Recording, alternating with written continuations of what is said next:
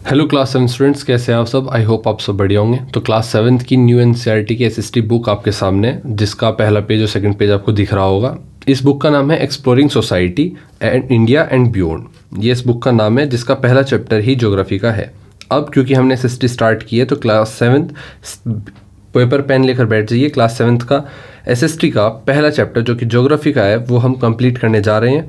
और इस वीडियो में आपको बहुत आसानी से समझ में आएगा कि एनसीईआरटी के पेजेस में लिखा क्या है। देखो, आपको यूट्यूब पे बहुत सारी वीडियोस मिल जाएंगी जो पीडीएफ पर, पीपीटी पर अलग तरह से पढ़ाई जा रही है, लेकिन उसके बाद आप एनसीईआरटी बुक से रिलेट नहीं कर पाते। तो वो चीज़ आपको समझ में आएगी कि एनसीईआरटी बुक कितनी इंटरेस्टिंग हो सकती है। ठीक है, तो देखो यहाँ पर पहले ही पेज पर जोग फॉल्स की जिक्र है। जोग फॉल्स जो कि कहाँ पे स्थित है, कर्नाटक में है। देखो, ये जोग फॉल्स दिखाए गए हैं, झरने दिखाए गए हैं, जिसमें कहा गया है कि आप ध्यान से देखो प्लेटू और वाटरफॉल्स कैसे काम करते हैं। मतलब पठार जो होते हैं, ज़मीन से उठा हुआ एरिया जो होता है, उस पर से जब पानी गिरता है तो वाटरफॉल बनते हैं। The power of the waterfall is converted into electricity. तो जो पावर है, मतलब जब वाटरफॉल ऊपर से नीचे गिरता है तो उसमें जनरेट होती है क्या, काइनेटिक एनर्जी। वो एनर्जी किस में कन्वर्ट की जाती है, इलेक्ट्रिसिटी में कन्वर्ट की जाती है थ्रू स्पेशल टर्बाइंस। किसकी वजह से, देखो यहाँ पे लिखा हुआ है आप, ये स्पेशल टर्बाइंस की वजह से। अब देखो पेपर में क्या आएगा, कैसे आएगा, एनसीईआरटी से क्यों कहते हैं कि सारे क्वेश्चन आएंगे, मैं आपको सब चीज़ें समझाऊंगा। और कैसे ये काम करता है, क्या चीज़ें ज़रूरत बहुत ज़्यादा ज़रूरी है, क्या नहीं है, वो सब हम देखेंगे। सबसे पहले एनसीईआरटी में लिखा हुआ है ये स्टेटमेंट, देखते हैं किसका स्टेटमेंट है। To us by its very geography the country India appears to be quite distinct from other countries and that itself gives it a certain national character. तो हमारी जो इंडिया की ज्योग्राफी है वो एकदम ही अलग है बाकी सारी कंट्रियों से, जिसकी वजह से क्या होता है, अपने आप में इंडिया को एक नेशनल कैरेक्टर मिल जाता है। मतलब उसकी एक अपनी पहचान बन जाती है। ये किसने कहा था, श्री अरबिंदो ने कहा था। क्लियर, तो आप याद रखेंगे श्री अरबिंदो के स्टेटमेंट क्या था। ठीक है, अब इस पर चर्चा करते हैं, पूरी एक स्टोरी बिल्ड करते हैं। जैसे कि आपको पता है जो ज्योग्राफी है वो हम किस चीज़ को कहते हैं। सबसे पहले आपको पता होना चाहिए ज्यो और ग्राफी, इस वर्ड का मीनिंग क्या है। तो बेसिकली ज्यो मतलब धरती, ठीक है, अर्थ, और ग्राफी जिसकी हम पढ़ाई कर रहे हैं, जिसकी हम स्टडी कर रहे हैं। ठीक है, इस तरह से स्टार्ट होती है। अगर मैं बात करूं कि इस चीज़ को आपको समझना हो कि ज्योग्राफिकल डाइवर्सिटी ऑफ इंडिया है क्या, मतलब देश में जो ज्योग्राफिकल विविधता है किस तरह से अलग होती है, इस चीज़ को समझने के लिए मैं आपको एक एग्जांपल देता हूँ।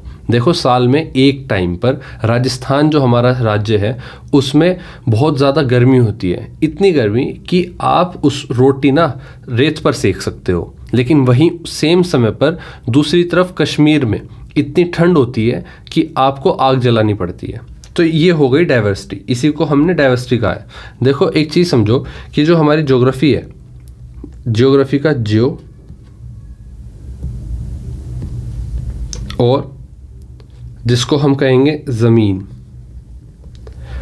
इस वीडियो का सिर्फ पर्पज़ ये है कि आपको एनसीईआरटी के हर चैप्टर की मीनिंग आए। जैसे आप ट्यूशन में पढ़ते हैं वैसे हम इस वीडियो को कर रहे हैं, आपको डिटेल में समझ में आए कि चैप्टर 1 है क्या, जिससे आप क्वेश्चंस के आंसर बना पाओ। ठीक है, ज़मीन या फिर कह लो कि अर्थ। और डाइवर्सिटी का मतलब होता है विविधता। विविधता मतलब वैरायटी। क्लियर, सिंपल शब्दों में कहूं तो एक ही देश में अलग अलग प्रकार की ज़मीन, मौसम, जंगल, पहाड़, मैदान। ठीक है, क्या क्या, अलग अलग क्या, अलग अलग प्रकार की ज़मीन, मौसम, जंगल, पहाड़ और मैदान। तो अलग अलग प्रकार के हो गई सब चीज़ें, इसी को हम वैरायटी कहते हैं। तो ज्योग्राफी की वैरायटीज़ के बारे में बात करेंगे इस चैप्टर में। एनसीईआरटी की नई बुक का नाम जो हमारे सामने है, एक्सप्लोरिंग करके है, exploring society India and beyond. मतलब सोसाइटी को हम एक्सप्लोर करने जा रहे हैं। और चैप्टर बताता है कि इंडिया के पास है बर्फ से ढके हिमालयाज़, इंडिया के पास क्या क्या है? बर्फ से ढके हिमालयाज, सोने जैसे सैंड ड्यून्स वाला थार डेजर्ट, दुनिया की सबसे ज़्यादा पानी देने वाली fertile planes, mineral rich Plato's, लंबी कोस्टलाइंस और आइलैंड्स। तो इन चीज़ों को याद रखेंगे हम अपने, जैसे देखो डेजर्ट रीजन, ठीक है, southern peninsula, islands, Ganga and the Indus river basins. तो इस तरह के जोन्स हमारे, ग्रेट माउंटेन जोन, ये जोन हमारे इंडिया में अवेलेबल है। अब इनको लिखने के लिए हम एक पेज एक्स्ट्रा जोड़ लेते हैं जिसका यूज़ हम पेपर में करेंगे। तो चलते हैं सबसे ऊपर और अपने पेज को ऐड कर देते हैं कुछ इस तरह से, और बात करते हैं कि क्या क्या हमें सोच समझकर लिखना चाहिए जो पेपर में आ सकता है। ठीक है, तो अभी मैं बहुत आसान भाषा में लिख रहा हूं जिससे कि आप समझ सको। तो बर्फ से ढके हिमालयाज, ये इंडिया में कैसे ये अलग है ये देखेंगे। बर्फ से ढके हिमालयाज, इसके अलावा सोने जैसे सैंड ड्यून्स हमारे देश में उपलब्ध है। इसके बाद डेजर्ट्स, ठीक है। इसके बाद सबसे ज़्यादा पानी देने वाली फर्टाइल प्लेन्स,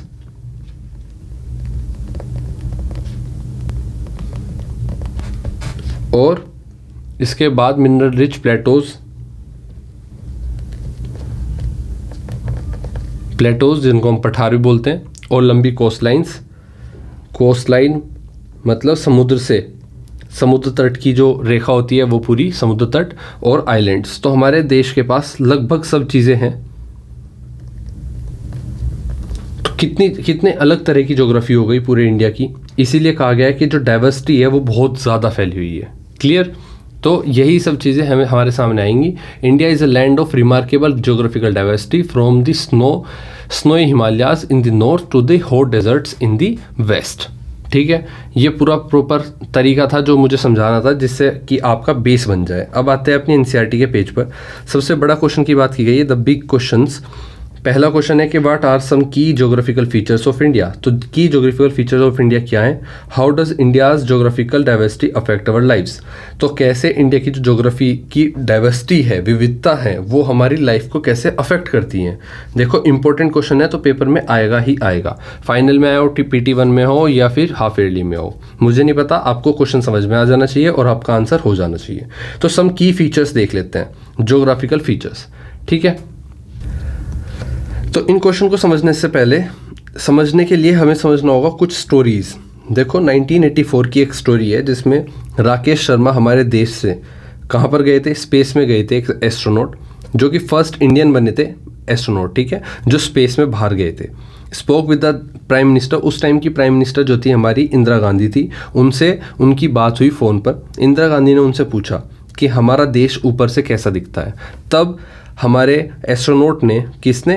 राकेश शर्मा जी ने क्या कहा 1984 में? सारे जहां से अच्छा। क्यों? क्योंकि वो ऊपर से देखने के बावजूद हमारा देश बड़ा ही डिफरेंट लगता है और देशों से, बहुत ज़्यादा विभिन्नताएं दिखती हैं। ठीक है, better than the whole world, this is the title of well known poem of the early 20th century. और ये एक अर्ली 20th सेंचुरी की एक पोएम का टाइटल भी था। ठीक है, सारे जहाँ से अच्छा।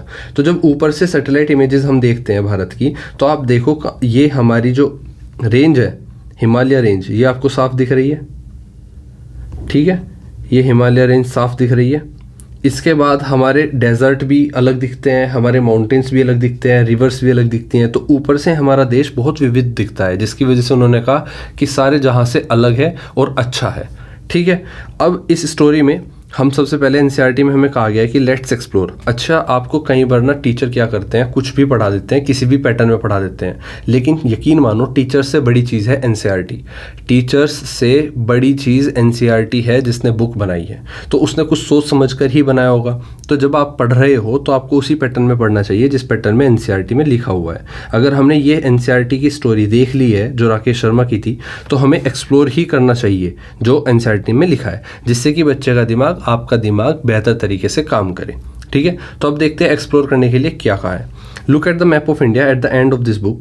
बुक के एंड में एक मैप दिया गया है इंडिया का, उसको देखो। What are you able to observe, आप क्या ऑब्जर्व करते हो। Recall your lesson on different types of land forms, आप लैंड फॉर्म्स देखो, माउंटेन कैसे होते हैं, प्लेन्स कैसे होते हैं, प्लेटूज कैसे होते हैं। Which land form can you identify on the map, कौन से लैंड फॉर्म्स हैं, इनमें से कौन सी तरह का लैंड फॉर्म जो आप रिकॉग्नाइज कर पाते हो, आइडेंटिफाई कर पाते हो उस मैप पर। अभी चैप्टर के लास्ट में हम एक मैप देखने जा रहे हैं, उसमें हम देखेंगे कि क्या क्या हम ढूंढ पाते हैं। What do the different colours on the map mean, और अलग अलग कलर का क्या मतलब है। तो हिंट दी गई है आपको कि the legend on the map shows the Heights of each area. ठीक है, अब आते हैं अपने लास्ट पेज पर। तो लास्ट पेज पर आपको फिजिकल मैप दिया गया है इंडिया का।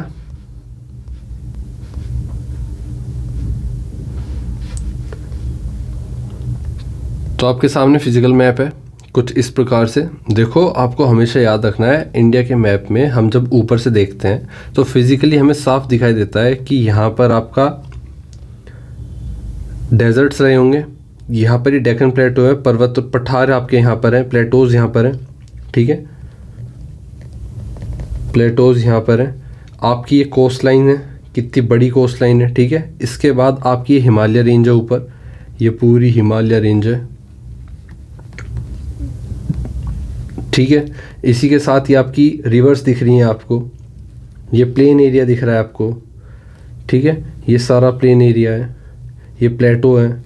तो इस तरह से आप देखो कि डाइवर्सिटी कितनी ज़्यादा है इंडिया में। ठीक है, ये प्रॉपर आपका लिखा हुआ सेंट्रल हाईलैंड्स है, ये प्लेन एरिया है गंगेटिक प्लेन, ये आपका हिमालयाज़ है, डेजर्ट एरिया है, ये कोस्ट लाइन है, ये प्लेटो एरिया है। ठीक है, जिसको हम डेक्कन प्लेटो बोलते हैं। अब इसके बाद चलते हैं, as you go through this chapter remember to refer periodically to the physical map. India is the 7th largest country in the world. दुनिया की साइज़ के हिसाब से देखें तो इंडिया 7वीं कंट्री आती है, 7th नंबर पे आती है। And a part of Asia along with its neighbors Pakistan, Bangladesh, Nepal, Bhutan, Sri Lanka and Myanmar. It forms the region known as the Indian subcontinent. Subcontinent मतलब कि it is a part of the continent of Asia. तो Asia जो continent है उसका ये part है, और इन सारी कंट्रीज़ को मिलाकर श्रीलंका, भूटान, म्यांमार, पाकिस्तान, बांग्लादेश, नेपाल, इसको हम बोलते हैं Indian subcontinent. Open for the purpose of discussion we refer to 5 regions. हम 5 रीजन्स को रेफर करते हैं इंडिया के अंदर। The great mountain zone, the plains of the Ganga and the Indus, the desert region, the southern peninsular region and the islands. In this chapter, we will fly over these zones, providing you with a bird's eye view of these features and offering glimpse of what things look like in close-up at some of these places. It would be difficult to go into all the details at this stage, since as you will soon see, India is large and diverse. तो basically जो भी India के बारे में हम बात करने जा रहे हैं उसको हम आपको कोशिश करेंगे कि एक्सपीरियंस करा पाएँ। ठीक है, और आप साथ के साथ जाकर ही जानोगे कि ये कितना विविधता के साथ इंडिया फैला हुआ है। The Himalayan mountain range stands as a natural barrier in the north, while the Thar Desert and the Arabian Sea marks its western limits. To the south, the Indian Ocean and to the east, the Bay of Bengal form a natural boundary. These geographical features create a separation between India and the rest of the continent and have played a crucial role in shaping India's climate, culture and history. तो basically India में आप एक चीज़ देखो, बाकी दुनिया से India को कैसे अलग करता है। देखो, इंडिया इस तरफ से समुद्र से प्रोटेक्टेड है।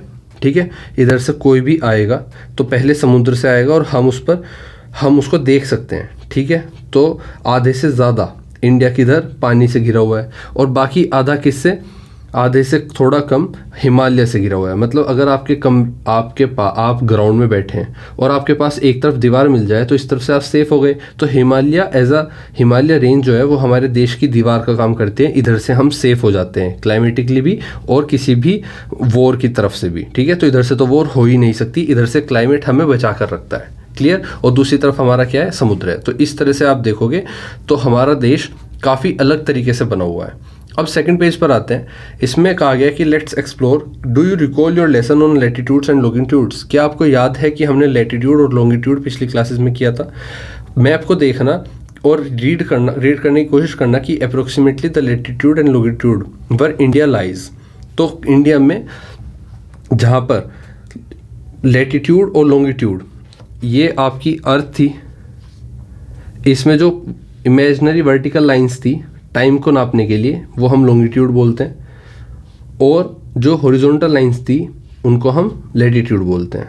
ठीक है, जिसमें सबसे बीच वाली इक्वेटर बोली जाती है, बाकी ट्रॉपिक ऑफ कैंसर, कैप्रिकॉर्न इस तरह से होती है। ठीक है, ये आपको कहा है कि इसको रिकॉल कर लो।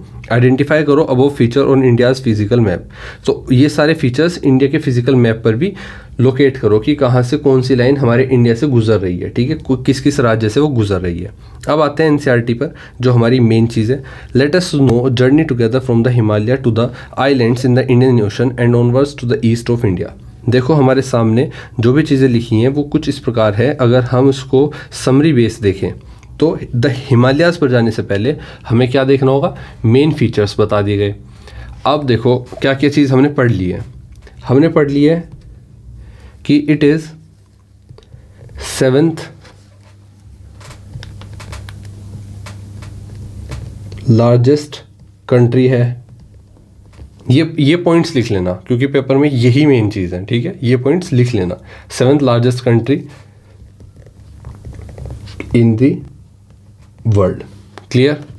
इंपॉर्टेंट पार्ट ऑफ इंडिया, अगर हम ये पॉइंट देख लें तो दूसरा पॉइंट हो सकता है कि इंडिया का जो important part of the Indian सब कॉन्टिनेंट, इसको हम क्या कह सकते हैं, ऑल्सो इंक्लूड्स पाकिस्तान।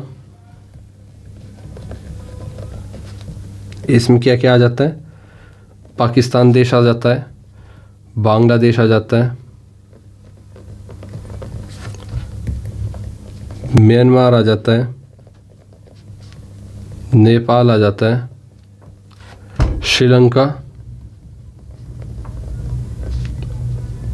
और मालदीव्स आ जाता है। तो इस तरह के देश इंडियन सब कॉन्टिनेंट का पार्ट होते हैं। ठीक है, भूटान आ जाता है।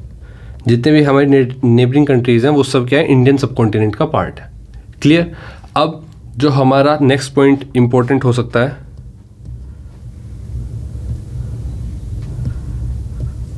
वो ये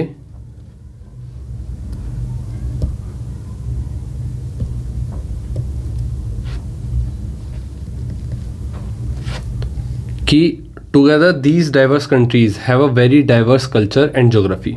अगर एक साथ मिला दें तो ये जो विविध लोग हैं, विविध कंट्रीज़ हैं,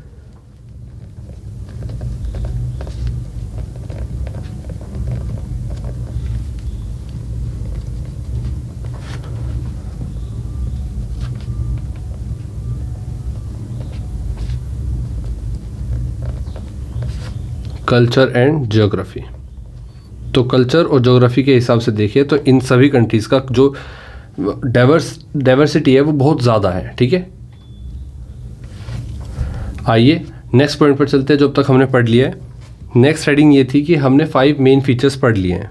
5 मेन फीचर्स, जो कि हमें मोस्ट इंपॉर्टेंट 2 क्वेश्चन सबसे पहले पूछे गए थे। उनमें से एक क्वेश्चन यही था कि फीचर्स बताओ।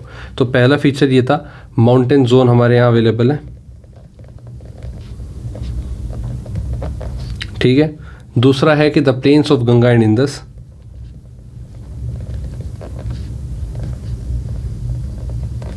गंगा और इंदस मतलब सिंधु नदी के जो प्लेन एरिया हैं वो हमारे यहाँ अवेलेबल है। डेजर्ट रीजन हमारे यहाँ है। फोर्थ पार्ट सदर्न पेनिनसुला हमारे पास है।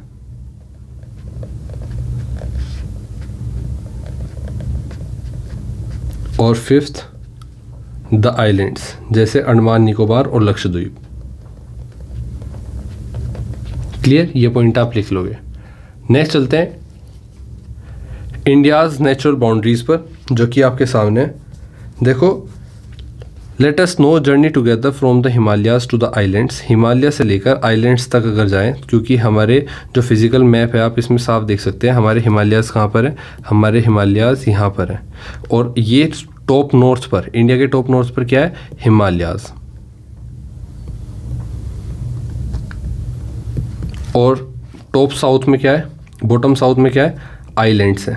ठीक है, यहाँ पर आइलैंड्स है। तो इधर हिमालय से लेकर इधर आइलैंड्स तक की बात की गई है। ठीक है, ये लाइन इसलिए लिखी गई है कि From the Himalayas to the islands in the Indian Ocean and onwards to the east of India, the diverse colors on the map already give us a sense of the geographical diversity. Familiarize yourself with the legend on the map. The different colors indicate the altitude. तो basically जो different colours दी गई होते हैं physical map पर वो altitude को show करते हैं. क्लियर. अब आते हैं हिमालयाज़ पर, हमारी नेक्स्ट हेडिंग.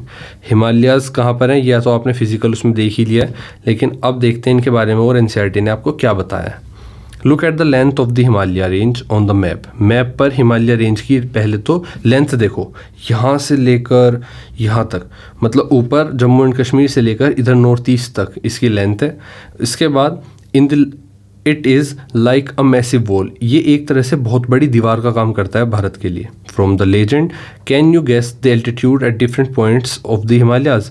क्या तुम गेस कर सकते हो अलग अलग पॉइंट पर हिमालयाज़ का एल्टीट्यूड, कितनी हाइट है हिमालयाज़ की, ये आपसे पूछा गया है. तो अब देखो आपके सामने जो फिगर है ये बेसिकली सैटेलाइट से ली गई है हिमालय रेंज की पिक्चर्स. ठीक है.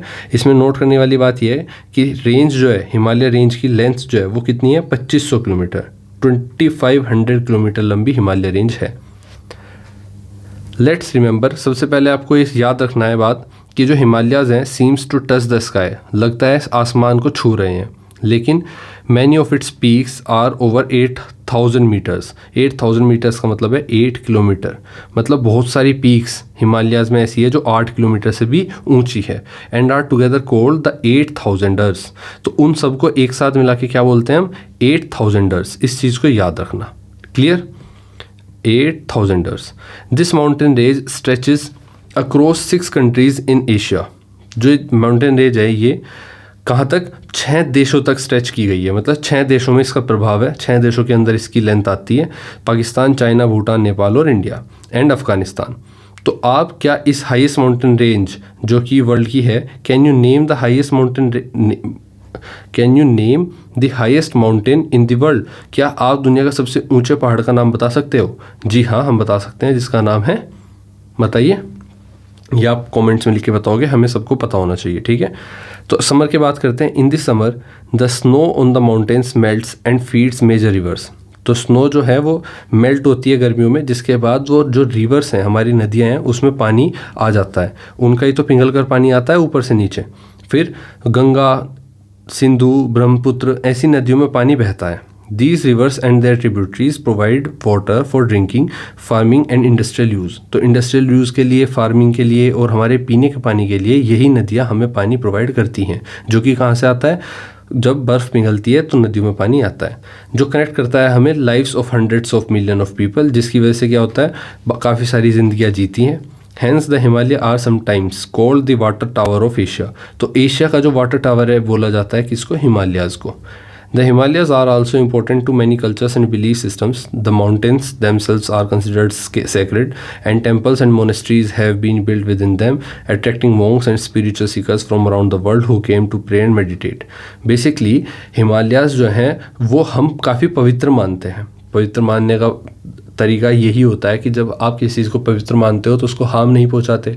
और क्योंकि इस पर जमी बर्फ़ हमारे लिए अमृत समान है, क्योंकि उसी की बर्फ़ पिघल कर नदियों में आती है, वही हमें पीने का पानी प्रोवाइड करती है.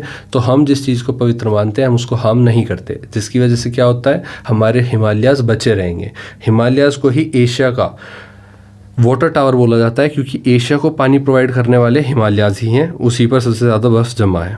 तो यहाँ पर क्या है, बहुत सारी मोनेस्ट्रीज़ हैं, टेम्पल्स हैं, और बहुत सारे लोगों को, मोंक्स को, पंडित जो साधु होते हैं उनको अट्रैक्ट करता है, जिससे कि वो वहाँ पर आकर मेडिटेट कर सके. अब नेक्स्ट पार्ट लिखा हुआ है कि the Bhagirathi river a major tributary of the Ganga. Tributary होती है वो नदी जो छोटी नदी होती है और बड़ी नदी में आकर जुड़ जाती है. मतलब अगर यहाँ से बड़ी नदी जा रही है और ये छोटी नदी आई और ये इस नदी में मिल गई और ये फिर आगे बढ़ गई, तो ये क्या कहलाएगी, ट्रिब्यूटरी. ठीक है. तो भागीरथी रिवर जो है ये एक मेजर ट्रिब्यूटरी है. ठीक है, मेजर ट्रिब्यूटरी है जो गंगा को पानी प्रोवाइड करती है.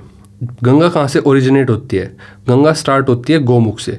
ये जो फोटो आप देख रहे हो ग्लेशियर्स में, एक बेसिकली यहाँ पर ना मुंह बना हुआ है. इस मुंह को हम स्पिरिचुअली गोमुख कहते हैं. इसका नाम क्या रख दिया है हमने, गोमुख. तो गोमुख का मीनिंग होता है गाय का मुंह, गाय के मुंह से निकलती है गंगा। तो ये आप देख रहे हो, ये हिमालयाज़ में एक जगह है, वहाँ से कौन सी नदी निकलती है, गंगा ओरिजिनेट होती है, ठीक है। जो यहाँ से निकलते टाइम क्या कहलाती है, भगीरथी कहलाती है। तो Bhagirathi river a major tributary of the Ganga originates from Gomukh, गाँव के मुंह से, ये यहाँ पर दिख रहा है आपको, इन उत्तराखंड, उत्तराखंड से निकलती है। It is the edge of the Gangotri glacier. तो बेसिकली यो किनारा है गंगोत्री ग्लेशियर का। मैंने बताया ना, बड़े बड़े जब पहाड़ों पर बर्फ़ जमी होती है उनको क्या बोलते हैं हम, ग्लेशियर बोलते हैं। तो ग्लेशियर का जो ये एज है, यहाँ पर मुंह है, इस एज पर यहाँ पीछे सारे में बर्फ़ है, और यहाँ पर मुंह से निकल रही है भगीरथी, जो आगे चलकर बन जाती है गंगा, ठीक है। इट इज़ कंसिडर्ड सैक्रेड, ये बहुत पवित्र माना जाता है। जो बहुत सारे पिलग्रिम्स, बहुत सारे टूरिस्ट, बहुत सारे जो इसमें विश्वास करते हैं उनको क्या करता है, अट्रैक्ट करता है। Gomukh is also a popular trekking destination, यहाँ पर लोग काफ़ी ज़्यादा ट्रैक करने भी जाते हैं। Next time you see the Ganga remember its journey begin there. जब भी आप नेक्स्ट टाइम कभी गंगा माता को देखें, गंगा मैया को देखें, गंगा रिवर को देखें, तो याद रखना कि गंगा यहाँ से निकलती है, इस तरह से। क्लियर। अब इसमें क्या पॉइंट्स है जो हम याद कर सकते हैं और जो हमें लिखने चाहिए। बेसिकली हमने काफ़ी कुछ पढ़ लिया है, अब हमें पूरा प्रॉपर जाना है हिमालयाज़ पर, लेकिन उससे पहले हमें जो हमने पॉइंट्स पढ़ लिए हैं उनको कंसिडर कर लेते हैं, जो आपको लिखने चाहिए। तो इंडियाज़ जोग्राफिकल, तो आपके सामने मान लीजिए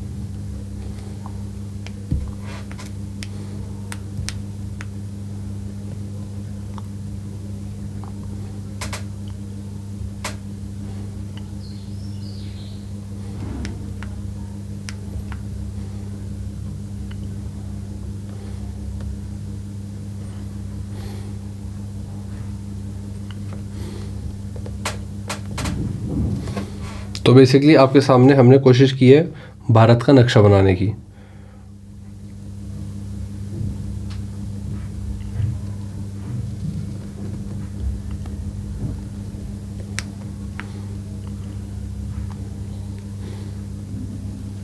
ठीक है, इस तरह से हमारे देश का नक्शा है, जो कि काफ़ी ज़्यादा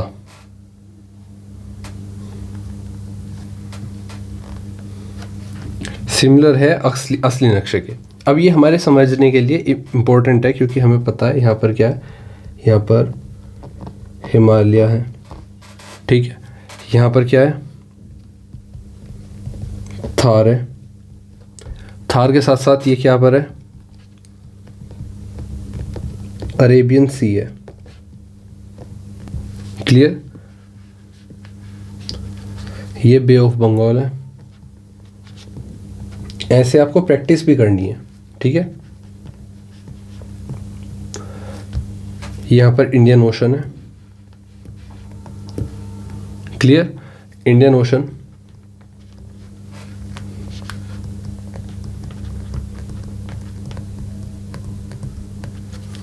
इसके बाद बात करें हमारे इंडियाज़ नेचुरल बाउंड्रीज क्या है।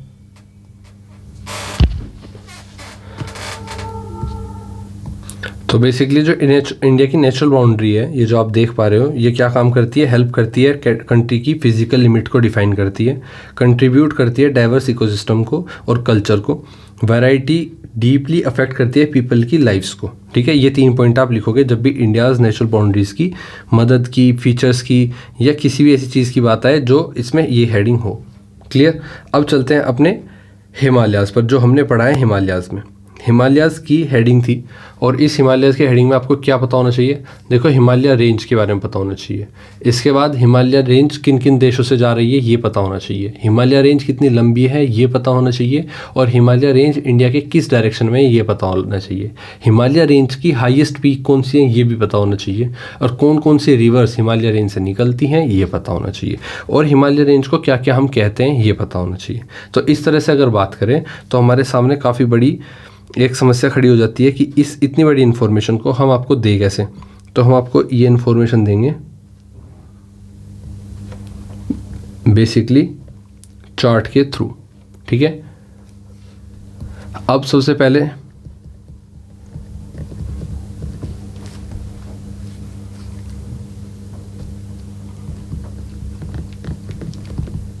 नेचुरल बैरियर क्या है? 2500 किलोमीटर्स। लेंथ क्या है? पीक्स कौन सी हैं और रिवर कौन से निकल रही हैं। ठीक है, तो अगर नेचुरल बैरियर की बात करें,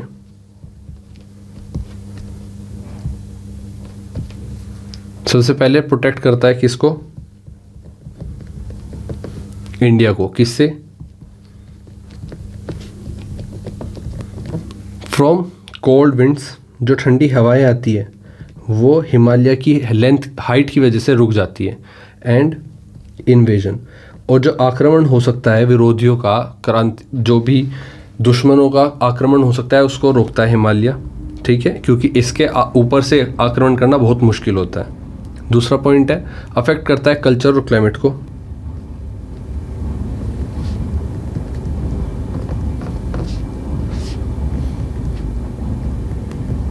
क्लियर। दूसरा है लेंथ। लेंथ कितनी है? 2500 किलोमीटर अप्रोक्स। इस 2500 किलोमीटर में कितने नेशंस आते हैं? 6 नेशंस आते हैं। इंडिया, नेपाल, भूटान, चाइना, अफगानिस्तान और पाकिस्तान। इसके बाद पीक्स की बात करें तो सबसे ऊंचे पीक कौन सी है? Highest mount Everest. क्या यही लिखी थी कमेंट्स में? जिसकी हाइट कितनी है? 8849 मीटर। क्लियर, मतलब कि 8 किलोमीटर ऊंची। 8 किलोमीटर, 8 से भी ज़्यादा, मतलब कि अप्रोक्स 9। ठीक है, तो 1000 मीटर में 1 किलोमीटर हो जाता है, और यहाँ पर 8000 मीटर की बात की गई है, बल्कि 8800 मीटर, मतलब कि ऑलमोस्ट 9 किलोमीटर ऊंची माउंट एवरेस्ट की हाइट है। दूसरी सबसे ऊंची पीक कौन सी है? कंचनजंगा, जो 8500 मीटर ऊंची है, जिसका नाम है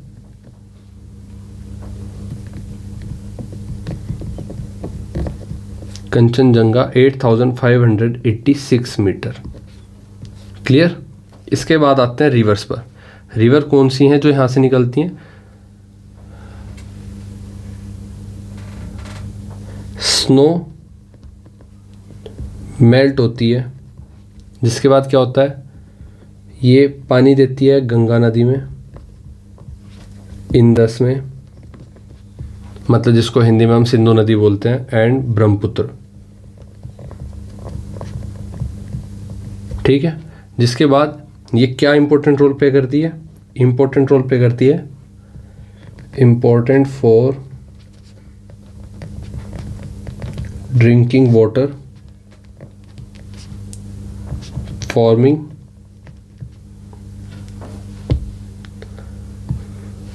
और एंड